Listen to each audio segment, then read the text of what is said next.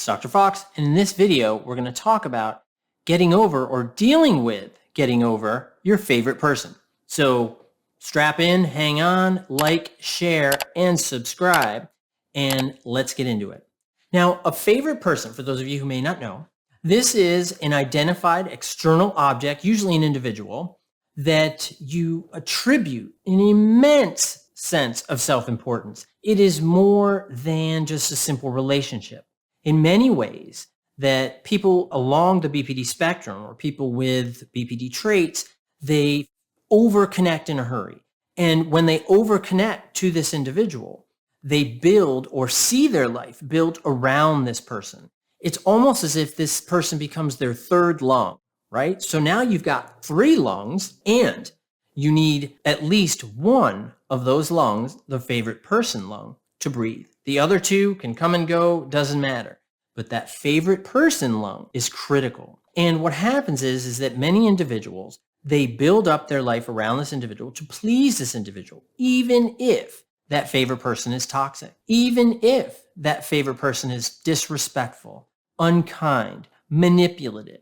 Also, in some situations, and people write me about this quite often, that they recognize that they're the favorite person of the individual with BPD, that it is an over-attachment, it is an over-connection, and that the individual with BPD is trying to enmesh with the favorite person. And the favorite person feels a lot of guilt about, what can I do about this? How do I manage this? What do I do? And in this video, first, what we're going to do is we're going to talk about the favorite person from the perspective of the individual with BPD. Then we're going to talk about the favorite person from the perspective of the external object, the object of other, the favorite person. So first, let's talk about it from the person with BPD.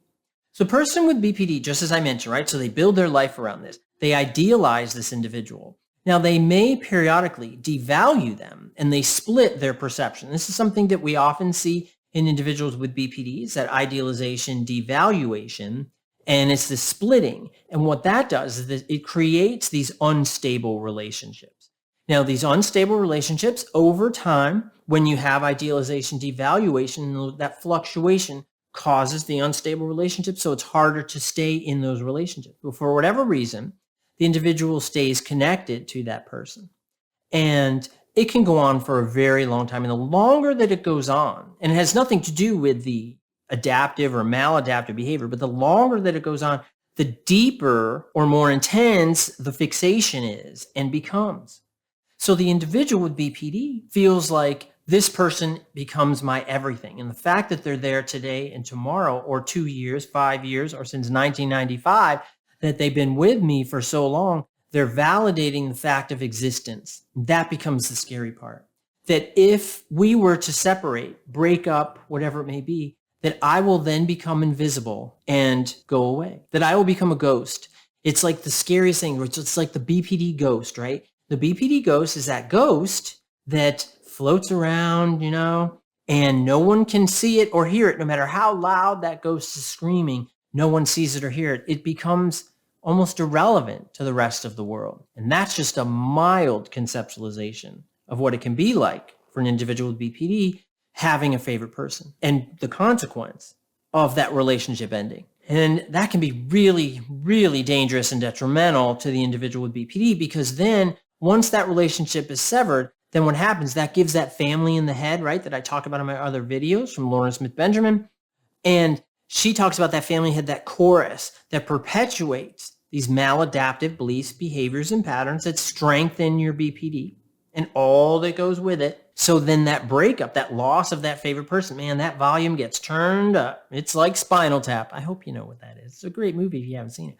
But it gets turned up all the way up to 11. And it's so loud and it echoes. And what it says is that you're worthless, right? There's nothing you can do about it. Everyone knows that you're this invisible ghost. You have no value or relevance in the world now that your favorite person is gone. Even your favorite person has left you. And that adds to abandonment fears, emptiness, and rejection sensitivity, which tend to be 3 classic components of BPD. They're not always classic core components. And I talk about core content and surface content in my books. I got some right back there, but in my books as well as many other videos as well, because that's what we got to tap into. But that's what happens. That favorite person, that relationship leaves, and you're like, oh man, what do I do? And sometimes what happens is your brain will try to process that loss, try to process the separation of such an important object or figure or individual in your life. And you may even dream about it. You may dream about that favorite person, and this could be years later. And a lot of things that are important to know is that the dream is not based on an external individual's interpretation. It is based on the individual's interpretation who had the dream. How do they see it? It's important to realize, without going really deep into dream analysis and so on and so forth, but how they see it. And sometimes individuals with BPD, because there's such a strong connection and need for that favorite person, that the dream, they can feel like, oh, this tells me to contact this person. This tells me that I need to see them again, or have experience with them again, or, you know what, that I should have accepted the toxicity, the abuse, the abandonment, the inconsistency, whatever it may be. And it doesn't mean it's all the favorite person, right? Sometimes it's those maladaptive beliefs, behaviors, and patterns that go along with BPD that add to the dissolution of the relationship. But we're talking about that favorite person, right? So what do we do? So now you've had the dream and you feel like that's a signal for you to reach out to that person. You have to go and try to reconnect. Well, no, you don't. What that is your brain trying to process that perhaps you're moving on from that individual. Perhaps it's okay to move on. It's okay to challenge that belief. And it is a false belief that the dissolution of a relationship, even one as important as a favorite person relationship, it does not mean that you become that ghost, that your value has evaporated. That is absolutely, positively, 1,000,000% not true. That relationship with your favorite person, even though at times you've had this sense of safety, and that's one of the biggest components, is that you have this relationship where you feel safe, you feel connected, even if it's unhealthy and toxic, you still feel safe and you still feel connected. And you might think, that doesn't make any sense because the person isn't nice, right? Or if they are nice, you may over-attribute that. Or if you don't believe that you deserve to be treated nicely, then when they're nice to you, you don't feel like you deserve it. So you engage in more maladaptive beliefs, behaviors, and patterns, which is destructive of the relationship, which adds to the tumultuous relationship. So we have to challenge those things. We have to challenge that core belief. I'm going to tell you how you do it. Here's what I like to do with my clients. I like to tell them to remember that if you've had one relationship, you'll have another. And that the relationship you're in now, whether it's favorite person, partner, whoever it is, this is not the last relationship that you'll have in your life unless you want it to be. And you don't have to sell yourself out. You don't have to degrade your relationship and sacrifice your sense of self and well-being to be in that relationship, to be present with the rest of us, to not be that ghost that you might be so afraid of. Now let's talk about the other perspective, from the favorite person perspective. Now the favorite person perspective, a lot of times what happens is they have that individual who is along the BPD spectrum, and they get very fixated on them. It's that idealization, devaluation, that it becomes this intense. And a lot of times it's really fast. It's like you've met, right? You've had sex. You've had these connection experiences where it's so intense and it's this passion and all this other stuff. And then this person is overly attached to you. They want to enmesh with you, which means that they often, individuals with BPD, have an unstable self-image, so they don't know who they are. If they don't know who they are and they have or identify a favorite person, then they want to connect with them so that they feel whole. And that separation, if you watch the first half of the video, you know that fear of being a ghost, but that also if they connect to someone else and they can build their life around that person, and that becomes the pressure and fear of that individual who is a favorite person. You feel this intensity.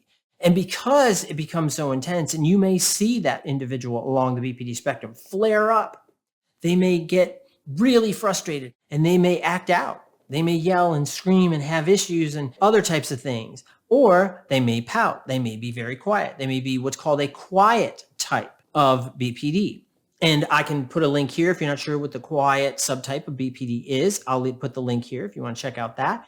But what happens is that as that favorite person becomes too much, becomes too intensive. So what do you do? Because a lot of times when people that are identified as favorite people, favorite person, they will reach out to me and say, well, what do? I don't want to hurt him or her, but I don't want to be in the relationship anymore. I'm afraid that he or she is going to hurt themselves. And I think what's important is to certainly be honest, but it's also, if you feel that person may hurt themselves, it's also, as best you can, develop strategies for safety for that person as best you can, right? Do it in a way that is compassionate, and it doesn't mean that it's going to be that singular conversation. It may be something you have to talk about over time. It may be something that you have to address if you've seen the first part of the video, that this doesn't mean you're going to go away. It means you're going to find somebody else, but for whatever reason, it's just not working out. And I want to encourage you that if you are the favorite person, don't unload on them. Don't think that you're going to teach them something by making them feel more broken or by chewing them out, that they're going to have a eureka moment. Hey, wait a minute. You're right. I shouldn't do this anymore.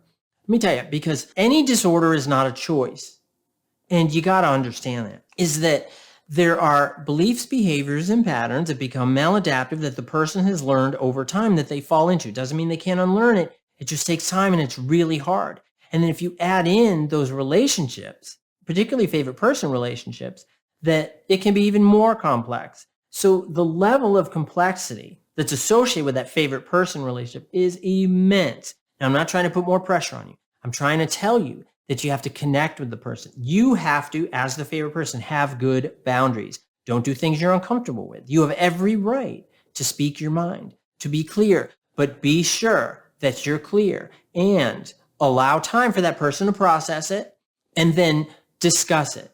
You don't deserve to be yelled at. You don't deserve to be mistreated. You don't deserve to have things thrown at you or anything like that. You have to have self-respect. That goes to those boundaries. And that individual needs to learn that. And the way they learn that is by exhibiting boundaries in a calm and appropriate manner. And I know it's tough. I know it's tough. As I mentioned, I have talked to and had many interactions with folks that are favorite people, and they don't know what to do because they're very afraid about someone whom they care about, even if the relationship isn't continuing. And it's important to help them process that as best they can. And it can be very, very scary. And the two of you going to a mental health provider, a qualified mental health provider who might be able to help either restore the relationship, that would be great. Or if it becomes the dissolution of the relationship, that's okay too. But it's working through it. It's processing it with that person. And it can be really scary for an individual who is that favorite person to feel like they're all alone out here. It's just me and this person who I'm becoming afraid of, or who I'm concerned with or concerned about. And I think that always approaching it in a compassionate manner, in a manner that you put that concern first for that individual. But I don't think that making them feel worse, they're not going to learn anything, and that is a complete fallacy, and please don't do that. And that being upfront, having the discussion about the concern and what to do going forward is critical as well. So I hope you found this helpful, and I'll see you next time. Bye-bye.